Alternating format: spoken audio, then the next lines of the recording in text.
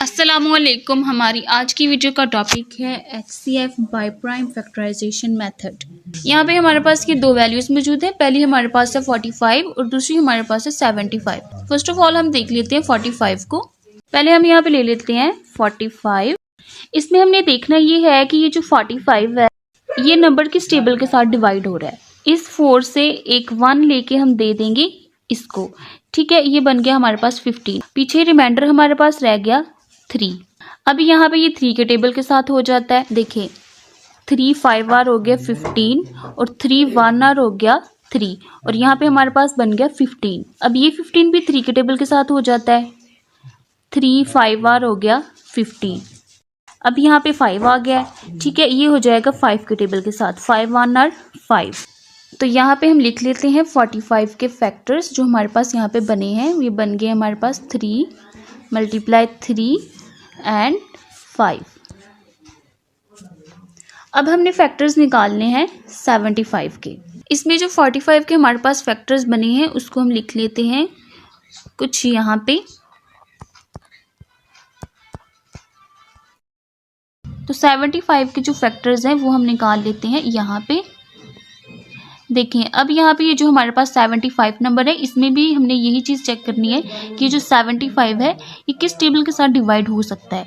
तो इसमें भी हम इस तरह से करेंगे। इस 7 का जो 1 है वो हम दे देंगे यहाँ पे, ठीक है। तो ये बन गया हमारे पास 15 और रिमाइंडर हमारे पास रह गया 6। अब हमने चेक करना है कि किस टेबल के साथ डिवाइड हो सकते हैं। 15 है 3 के टेबल में आता है, 6 भी 3 के टेबल में आता है। सबसे पहले आपने छोटे टेबल से स्टार्ट करना है। तो छोटा टेबल हमारे पास सबसे पहले 2 आता है, तो 2 के टेबल में 15 नहीं आता, तो इसलिए हम 3 पे चलेंगे। तो 3 के टेबल में हमारे पास 15 आता है और 6 भी आता है।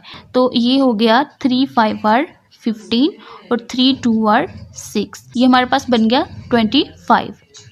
अब ये 25 जो है वो सिर्फ 5 के टेबल में आता है, ठीक है। तो 5 5 आर हो गया 25 और 5 1 आर हो गया 5।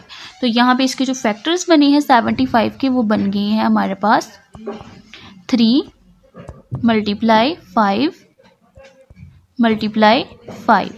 अब इन दोनों वैल्यूज़ के जो हमारे पास यहाँ पे फैक्टर्स आए हैं इनमें से हमने देखना है कि कॉमन कौन से हैं, ठीक है। कॉमन मीन्स कि जो दोनों में हो या सब में हो।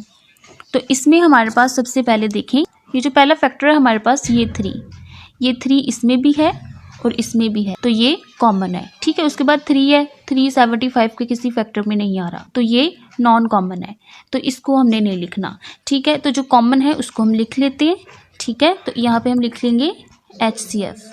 तो यहाँ पे हमारे पास जो कॉमन आया है हम उसको लिख लेंगे। ये 3 हमारे पास कॉमन आया तो हमने 3 को लिख दिया, ठीक है। उसके बाद 3 है, ठीक है। ये 3 हमने देखने के बाद दूसरा नंबर देखा है जो हमारे पास क्या है 3 है, जो कि 75 के फैक्टर्स में नहीं है, इसका मतलब ये नॉन कॉमन है।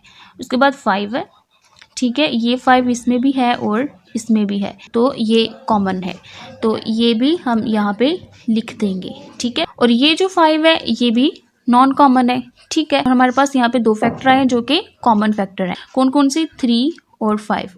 इन दोनों को मल्टीप्लाई करेंगे तो हमारे पास आ गया 3 5 और 15। 45 और 75 का जो हमारे पास HCF आया है वो हमारे पास आया है 15। तो यहाँ पे एक दफ़ा मैं रिपीट कर देती हूँ कि HCF हम कैसे फाइंड आउट करते हैं by prime factorization method. First of all हमने क्या करना होता है, हमारे पास 3 वैल्यूज़ है, 2 वैल्यूज़ हैं, जितनी भी वैल्यूज़ है हमारे पास, ठीक है, उनकी हमने बना लेनी है इस तरह से फैक्टर्स, ठीक है। अब इसमें से हमारे पास जो फैक्टर्स हैं वो ये है, ठीक है। एक साइड पे जो हमारे पास निकलते हैं ये फैक्टर्स होते हैं। तो जो भी वैल्यूज होंगी उसके हमने सबसे पहले क्या कर लेने हैं, इस तरह से फैक्टर्स निकाल लेने हैं। फिर वो जितनी भी वैल्यूज होंगी, जितने भी हमने फैक्टर्स निकाले होंगे उनको हमने इस तरह से लिख लेना है, ठीक है। जैसे कि हमने ये लिखा हुआ है इस तरह से लिखने के बाद हमने कॉमन फैक्टर्स देखने हैं। जो कॉमन होंगे आपने सिर्फ उनको लिखना है, ठीक है। उनको आपने क्या कर देना है, मल्टीप्लाई कर देना है। मल्टीप्लाई करने के बाद जो भी आंसर आएगा वो हमारे पास होगा HCF by prime factorization method. I hope कि आज की वीडियो आपके लिए हेल्पफुल रही होगी। मिलते हैं नेक्स्ट वीडियो में। अल्लाह हाफिज।